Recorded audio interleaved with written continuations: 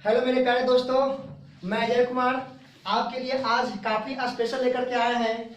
आज हम आपको इस वीडियो में करवाएंगे निर्देशांक ज्यामिति, जो कि हर एक एग्जाम हो, चाहे वह 8 का हो, 9th का हो, 10th का हो, 11th या 12th हो, कोई भी एग्जाम हो या कॉम्पिटिटिव एग्जाम को लिया जाए तो यहाँ से क्वेश्चन जो है 1-2 नंबर को हमेशा दे देता है। और यह आपका एक बेसिक फॉर्म होता है निर्देशांक के लिए।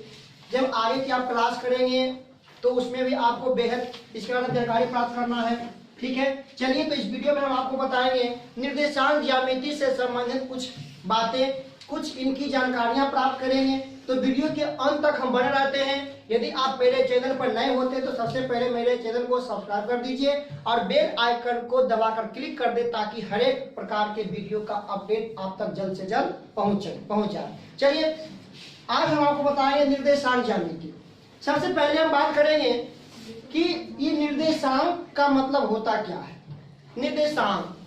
निर्देशांक हमेशा 2 बिंदुओं पर आधारित होता है।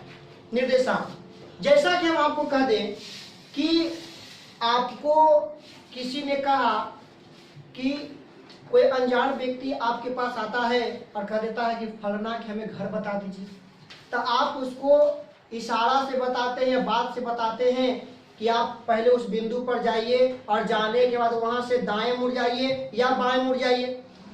या आप कभी कभी घर से बाहर होते हैं और आपको घर पर रखे किसी वस्तु का काम पड़ जाता है और वे केवल आप ही को पता होता है, तो आप फोन करते हैं घर पर और बताते हैं कि ये वस्तु रखा हुआ है जो रूम नंबर 1 में है, वहां से दाहिने जाइएगा, टेबल पर थोड़ा साइड में देखिएगा तो वहां पर आपका पड़ा मिलेगा, है कि नहीं।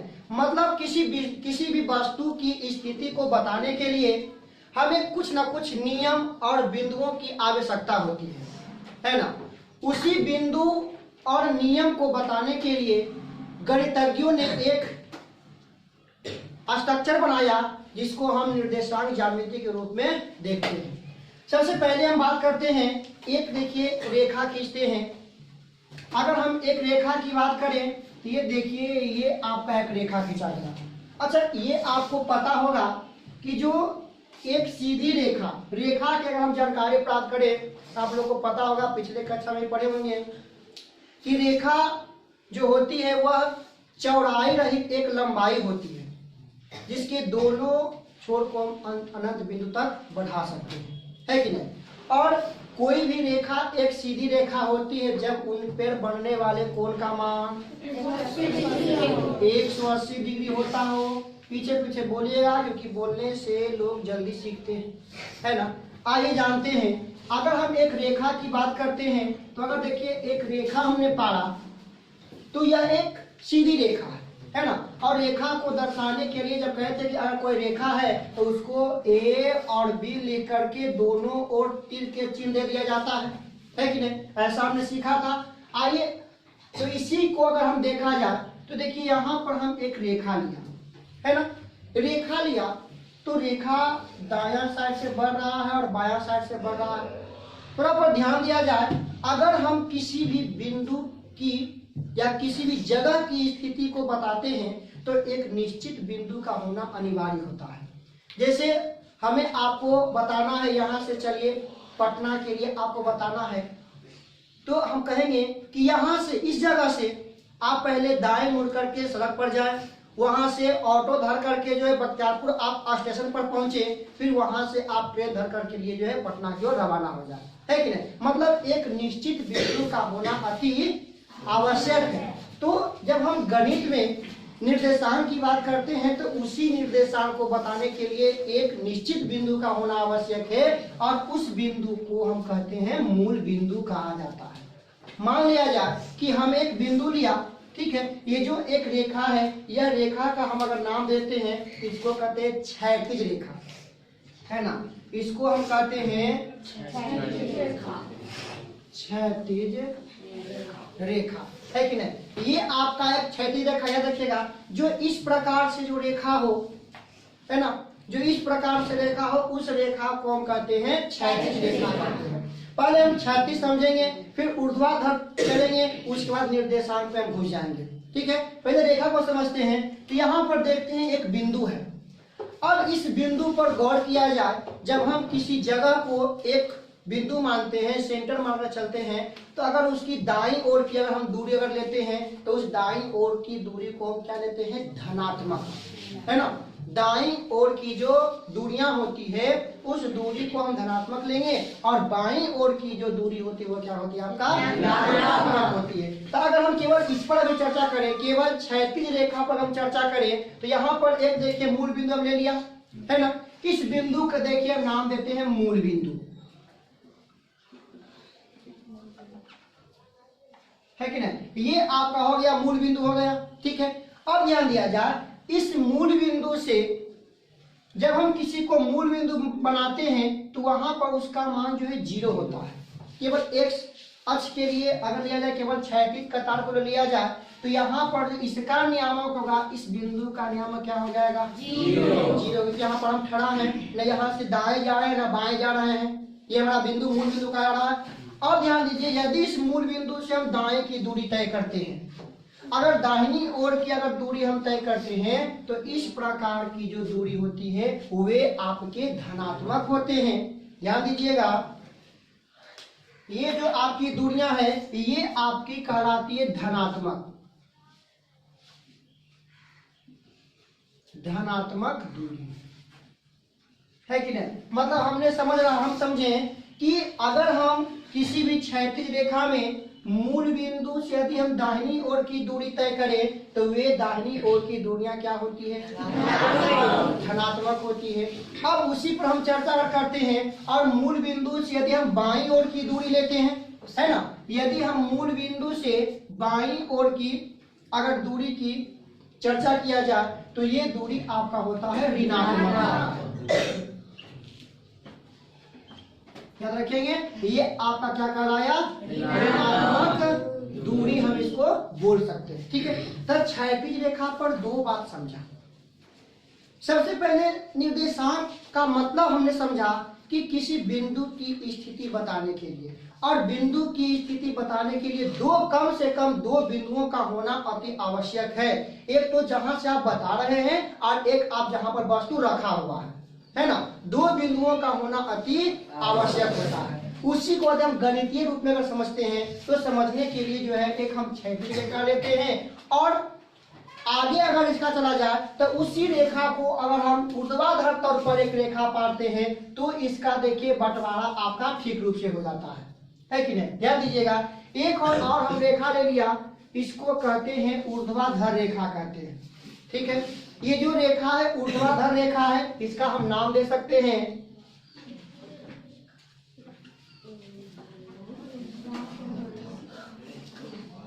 ऊर्ध्वाधर रेखा यहाँ का हो रहा है, ठीक है ना। ध्यान दीजिएगा, बात पर केवल गौर करेंगे। अब देखिए, ये जो हम पहला दिया था 0, वे केवल क्या था, एक्स अक्ष के लिए था, है ना। जो पहला 0 था वे केवल एक्स अक्ष के लिए था। अब देखिए इस पर एक रेखा और शामिल हो गया, तो इसका भी तो एक, जब यहाँ पर मूल बिंदु लेंगे तो उसका मान 0 होगा। मतलब अगर हम चतुर्थांश की बात करें, जब निर्देशांक ज्यामिति में बात करें तो दो रेखा का होना अति आवश्यक है, मतलब दो बिंदु का होना अति आवश्यक है। एक होती है क्षैतिज रेखाएं और एक होती है ऊर्ध्वाधर रेखाएं, ठीक है। अब देखिए, ये जो आपका दोनों टकराया, जिस बिंदु पर दोनों आपका टकराया उसी बिंदु को क्या कहते हैं हम, और मूल बिंदु के नियामक को देखा जाए तो x के लिए भी 0 और y के लिए भी 0 होता है। अगर मूल बिंदु से दाहिनी ओर की दूरी ले तो मूल बिंदु से बाईं ओर की दूरियां। अब अगर हम बात करते हैं मूल बिंदु से अगर ऊपर की दूरी, यदि हम मूल बिंदु से ऊपर की दूरी लेते तो आपका धनात्मक, ठीक है, और मूल बिंदु से नीचे की दूरियां। चलिए, तो इसको हम देखिए यहाँ लिख सकते हैं, धनात्मक दूरी आपका हो जाएगा, ठीक है। ये जो आपकी दूरियां होगी ये आपकी धनात्मक हो जाएगी, यहाँ पर हम कर सकते हैं।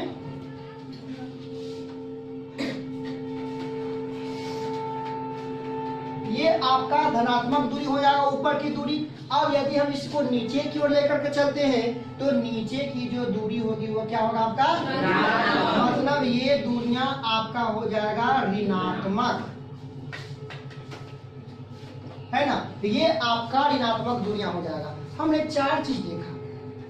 सबसे पहले एक देखा कि क्षैतिज कतारें होते हैं और एक ऊर्ध्वाधर होते हैं, जहां पर दोनों आपस में टकराते हैं उस बिंदु को कहते हैं मूल बिंदु, है ना। उस बिंदु को क्या कहते हैं? मूल बिंदु से दाहिनी ओर की दूरियां, मूल बिंदु से बाईं ओर की दूरियां, मूल बिंदु से ऊपर की दूरियां, मूल बिंदु से नीचे की दूरियां। अब देखिए एक आकृति हमने बनाया, है ना, यहाँ से एक आकृति बनाया। अब उस आकृति को समझने के लिए जब इसको गणितीय तौर पर हम इस्तेमाल करते हैं तो ये जो आपकी क्षैतिज कतारें हैं उस क्षैतिज कतारे को नाम दिया जाता है। ये जो पार्ट कहलाता है इस पार्ट को कहते हैं एक्स अक्ष, है ना। इस पार्ट को कहते हैं एक्स अक्ष और जो ऊर्ध्वाधर पार्ट होता है उसको कहते हैं वाई अक्ष। ध्यान दीजिएगा, कहते हैं कि अब नामाकरण की ओर अगर चलते हैं तो ये आपका कहलाता है एक्स, ठीक है, अक्ष कर सकते हैं,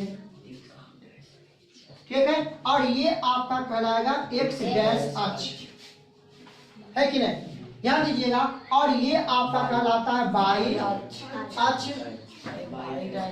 और ये आपका कहलाएगा वाई डैश अक्ष, ठीक है। ये समझ गया हमने, ठीक है। ध्यान दीजिएगा, ये आपका एक्स अक्ष है, ये आपका एक्स अक्ष है और ये आपका थोड़ा सा अगर और चला जाए गहराई में तो इसी एक्स अक्ष को हम कहते हैं भुज।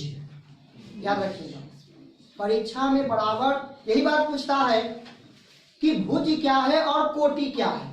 तो भुज जो होता है वह एक्स अक्ष को हम क्या कहते हैं? भुज कहते हैं। तो इसी को हम कहते हैं भुज, है कि नहीं? इसी को क्या कहते हैं? भुज कहते हैं, याद रखिएगा।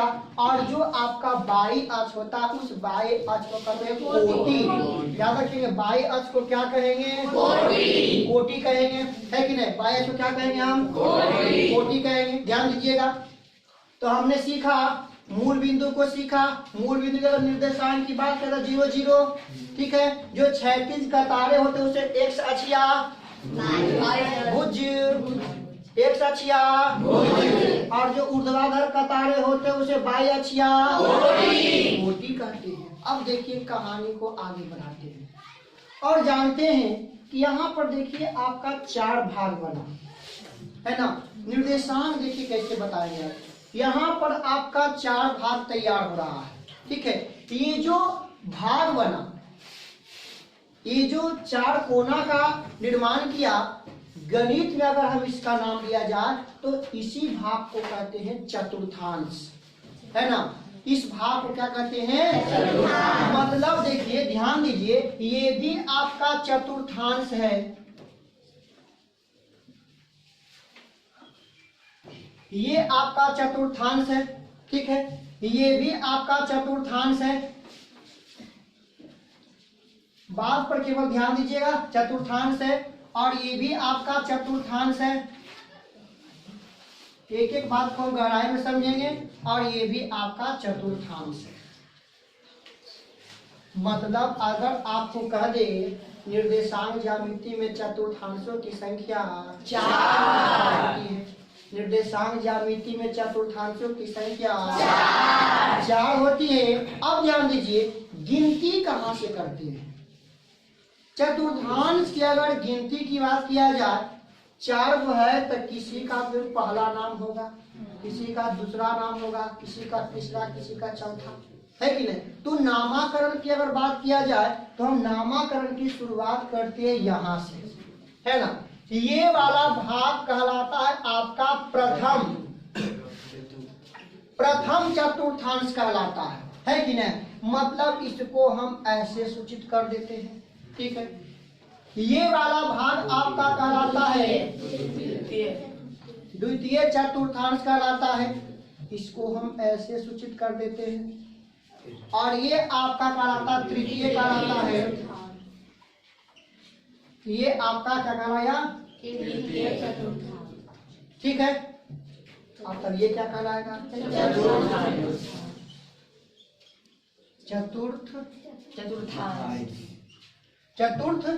चतुर्थांश, है ना, ठीक है। तो इसका नाम कर सकते हैं,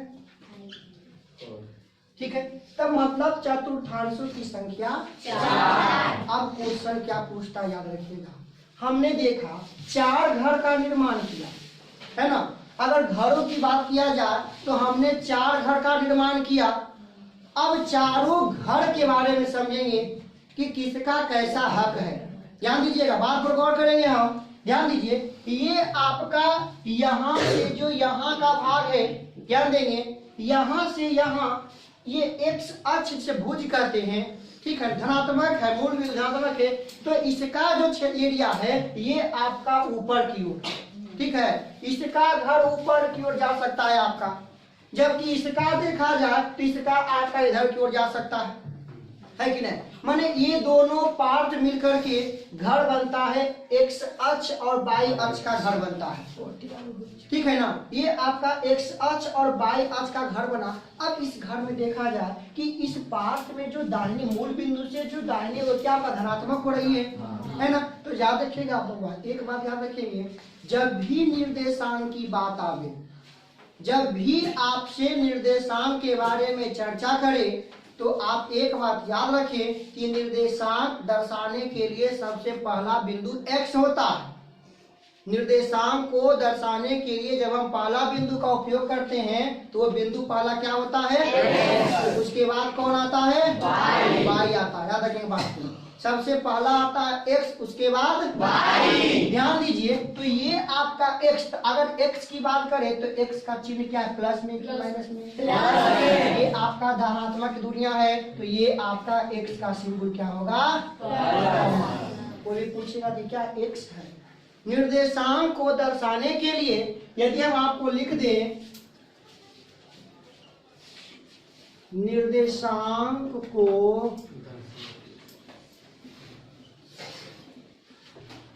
दर्शाने के लिए सबसे पहले कौन आता है, उसके बाद क्या आता है आपका, तो x की अगर बात करते हैं x आपका धनात्मक है, ठीक है, जबकि अगर y की हम बात करते हैं तो y का मान भी क्या है कि नहीं, y का मान भी आपका धनात्मक हो रहा है।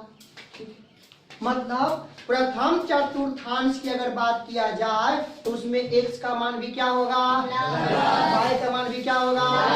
चलिए आगे की ओर बढ़ जाते हैं, आप बता दीजिए तो इसका क्या हो जाएगा आपका चिन्ह।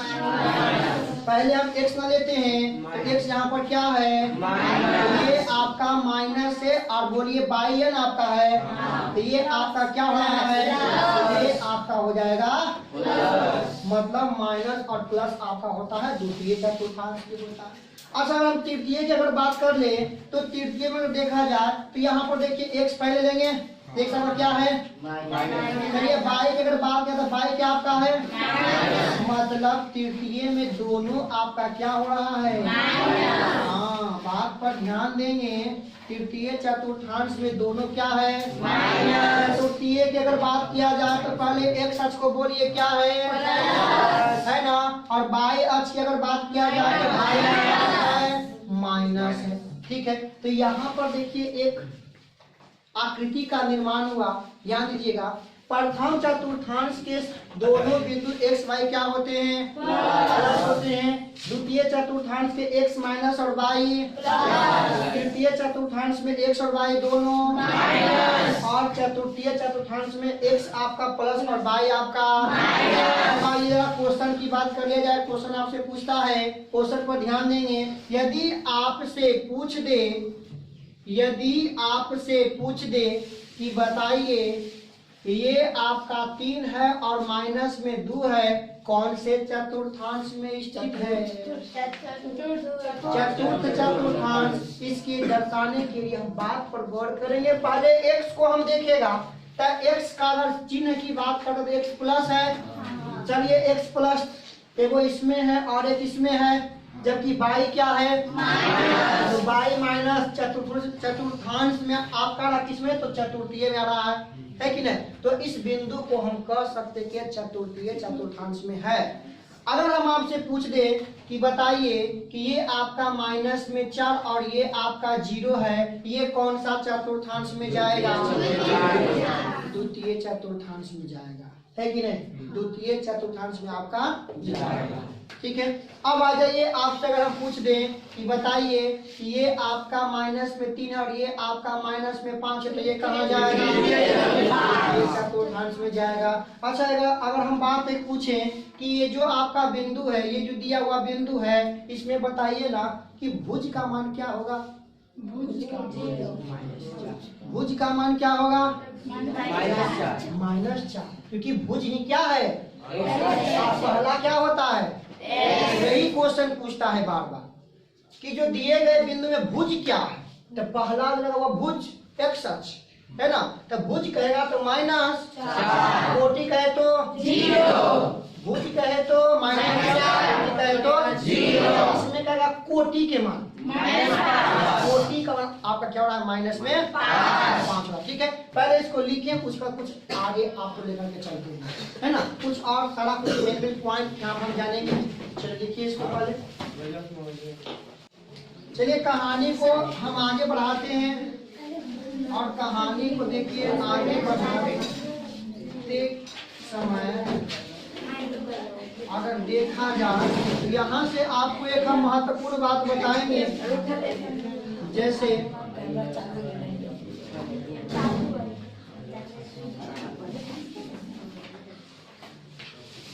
बात पर ध्यान दें, बहुत ही बेसिक तो आपका है, क्योंकि आगे का भविष्य जो है यही होने वाला है, इसलिए बात को एक बार में पकड़ लें ताकि कोई भविष्य में दिक्कत ना हो। चलिए आगे देखिए, आप और लेकर जाए हम, तो यहाँ से कुछ इसका हम थोड़ा नामाकरण कर देते हैं।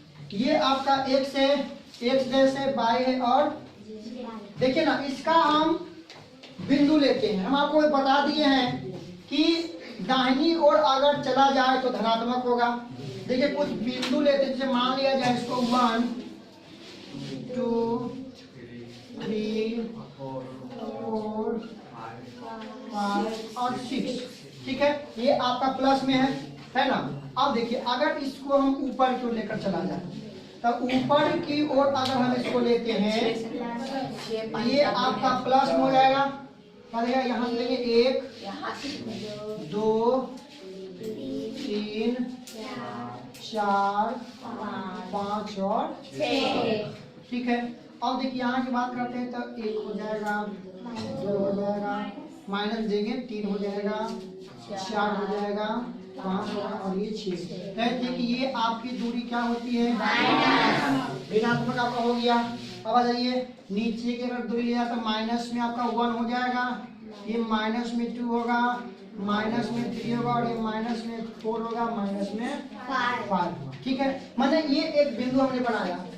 अगर किसी भी बिंदु को इस पर आपको दर्शाना है ना, क्वेश्चन में आपको दे देगा कि बिंदु को दर्शाइए 2 और 3 को, बिंदु 2 और 3 को दर्शाएं, चतुर्थांश में बिंदु 2 और 3 को दर्शाएं, है कि नहीं। तो आइए हम इस बिंदु को जो है दर्शाते हैं चतुर्थांश में। सबसे पहले तो ये पकड़ेंगे कि ये कौन सा चतुर्थांश में पड़ रहा है, तो आप लोग बता सकते हैं कौन सा चतुर्थांश। तो पहले प्रथम में घुस के इनको खोजेंगे। सबसे पहले x को हम खोजेंगे, फिर y को खोजेंगे। तो ध्यान दीजिएगा, x की अगर बात करें, x में क्या आपका है? तो यहाँ पर देखिए 2 मिला। अब y की बात किया जाए तो y के लिए 3 है ना, तो इसी के सामने हम चलेंगे y के पास, है ना। ध्यान दीजिएगा, y के लिए 3 है, ये आपका x की ओर बढ़ गया, और यहीं से हम बढ़ेंगे y की ओर बढ़ेंगे। ठीक है, तो ये जो आपका जिस बिंदु पर टकराया वही इस बिंदु का क्या हो जाएगा? नियामक हो जाएगा, है कि नहीं। ये इसका नियामक मिल गया, प्रथम चतुर्थांश में है। मतलब बताए थे कि यदि घर में किसी को आप बताते हैं, पहले पहला नंबर कमरा में जाइए, फिर वहां पर आके बेंच को देखिए, उसके बगल में आपको मिलेगा वस्तु रखा हुआ मिलेगा। तो सबसे पहले तो इसका नियामक मालूम होने कहाँ पर इसकी स्थिति है, तो प्रथम चतुर्थांश में इसकी हम स्थिति को दर्शा दिया। अगर ऐसे ही किसी और क्वेश्चन की बात करते हैं, माइनस में 4 और यहाँ कर देते हैं 3, ध्यान दीजिएगा। अब ध्यान दीजिए, इसको कौन चतुर्थांश में दर्शाया जाए? द्वितीय चतुर्थांश की बात करते हैं तो x आपका माइनस और y आपका चलिए माइनस में 4 आपका झलक रहा है और ये आपका प्लस में 3 मतलब यहाँ है ना। तो पहले देखिए इसको डॉट डॉट लाइन से हम दर्शा देंगे, लेकिन जब हम ग्राफ कॉपी पर दर्शाते हैं तो डॉट डॉट लाइन की आवश्यकता हमको नहीं पड़ती है, क्योंकि वहां पर पहले से रेखा खींचा होता है ना। तो ये आपका देखिए हो गया, दर्शा दिया गया। अगर नामकरण कर दे इसको ए और इसको बी कर दे तो ये आपका ए बिंदु मिल गया और ये आपका बी बिंदु मिल गया। ठीक है, अच्छा एक बात हम आपसे पूछ दें कि बताइए जरा इस बिंदु का नियामक क्या है? सी बिंदु का, सी बिंदु का पूज्य नियामक तो पहले एक्स बोलेगा, तो एक्स देखिए तो एक्स आपका ये है। ध्यान दीजिए यहाँ से ऐसे आएगा, फिर यहाँ से तो अगर नियामक इसका पूछे तो क्या होगा? माइनस में और ये आपका माइनस में नियामक इसको बता दी। बात समझ रहे होंगे आप लोग, है ना। अब ध्यान दीजिए एक महत्वपूर्ण बात, अगर आपसे क्वेश्चन में कह दे, यदि आपसे क्वेश्चन कह दे 0 और कह दे यहाँ पर 2 दे दिया, 0 और 2 इस बिंदु पर ध्यान दीजिएगा, 0 और 2 यहाँ पर दे रहा है ना, तो इसका देखिए निर्देशांक में हम कैसे दर्शाते हैं। 0 तक किसी भी बिंदु का 0 पॉइंट तो यही पर होता है, मतलब x का मान यहाँ पर 0 हो गया, y का मान क्या है? 2। तो y के मान 2 है तो यही ना आपका y के मान 2 हो जाएगा। अर्थात इस बिंदु का जो नियामक है वह आपका हो रहा है केवल यहाँ पर 0 और 2। याद रखेंगे एक बात यहाँ से निकल रहा है, x का मान जब 0 हो और y का मान 0 से बड़ा या कम हो, है ना, x का मान 0 हो और y के मान उससे 1 से बड़ा या कम हो, तो उस स्थिति में इस बिंदु का जो निर्देशांक होता है वह केवल आपका y अक्ष पर होता है, नहीं y अक्ष पर। देखिए तो ठीक है, नोट में एक बात याद रखेंगे, x अक्ष पर स्थित किसी बिंदु का निर्देशांक, ध्यान दीजिएगा। देखिए हम आपको नोट में एक बात लिखते हैं, x अक्ष पर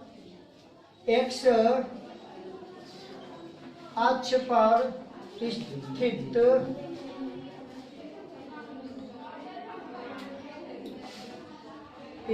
किसी बिंदु का निर्देशांक याद रखेंगे।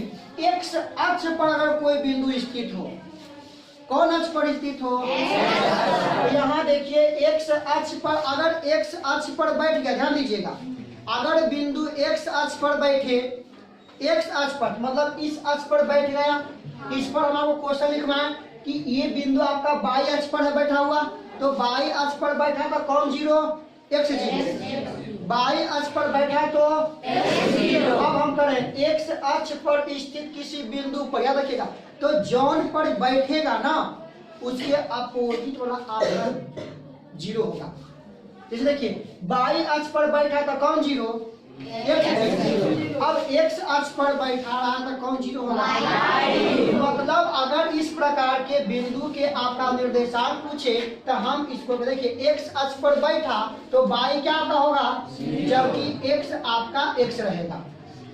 याद बात याद रखेंगे, अगर कोई बिंदु x अक्ष पर बैठा हो तो उस बिंदु का निर्देशांक क्या होगा? x0, मतलब x का कोई मान होगा, ठीक है, लेकिन y आपका क्या होगा? 0। जैसे अगर आपको क्वेश्चन में कह दे कि आप जरा दर्शाइए तो 3 और 0 को, है ना, तो प्लस में 3 है, प्लस में 3 है, देखिए तो प्लस में यहाँ पर 3 है और 0, तो 0 कहाँ? तो 0 यही ना, यहाँ पर देखिए आपका बैठ गया x अक्ष पर, ठीक है। उसी प्रकार हम एक बात और याद रखेंगे, अब देखिए आपके सामने एक और नोट लिख रहे हैं, याद रखेंगे, इस पर अगर देखा जाए y अक्ष पर, यही हम समझना चाह रहे थे, y अक्ष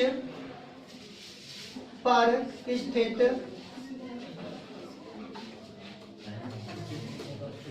किसी बिंदु का निर्देशांक,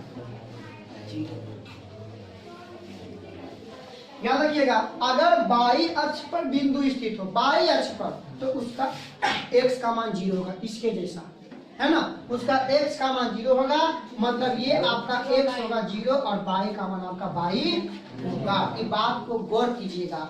यदि कोई बिंदु x अक्ष पर स्थित हो तो x रहेगा, जबकि y का मान 0, और y पर स्थित हो तो x 0 और y का मान आपका रहेगा, है ना। तो इस स्थिति को आप नोट कीजिए, ठीक है। चलते हैं, लिखिए इसको पहले।